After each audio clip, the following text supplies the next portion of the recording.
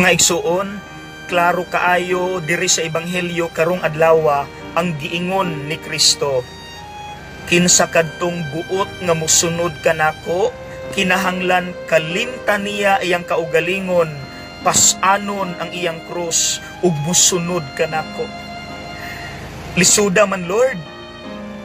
Mga igsuon, lami kaayo isulti og yes Lord, kung sayon kaayo alang nato ang iyang ipabuhat.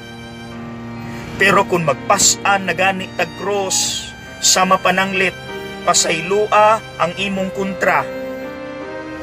Number 2, pakana ang mga gigutom diha sa karsada, pero wala ka kaila nila, dili pagyud sila makabalos nimo. Tan-awo nato kinsay alkanse. Number 3, badlunga ang imong kauban sa office nga nangawat nagbinuang. Tan-awo nato kinsay makontrahan. Number 4, pagbinuutan kanang true to life. Di ba naay musulti sa tabi-tabi?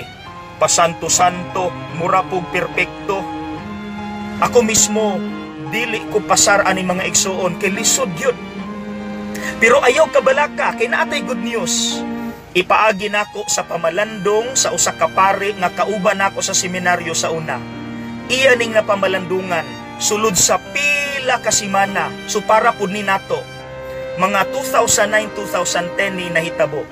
Ingon siya nga kining word nga yes, naa ni meaning. Ang meaning ani para niya, your embrace saves. So, ang iya pasabot nga lisod ang pagsunod kang Kristo. Pero nahupay siya sa kamatuoran nga wala ko mag-inusara kay ang kainit sa gakos sa presensya ni Kristo nag-uban kanako. Dili ko dapat mahadlok. Mga igsuon, mausab unta ni sugod karon ang atong meaning sa yes.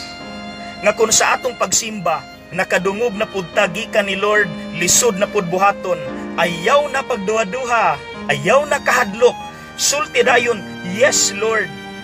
Lisod, yes. Pero your embrace saves. Wala ko mag-inusara Lord. Gusto mong ebidensya para dili magbuot-buot? Unsay giingon ni Kristo?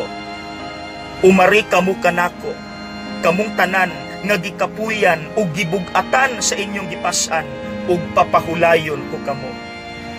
See? From the mouth of our Lord.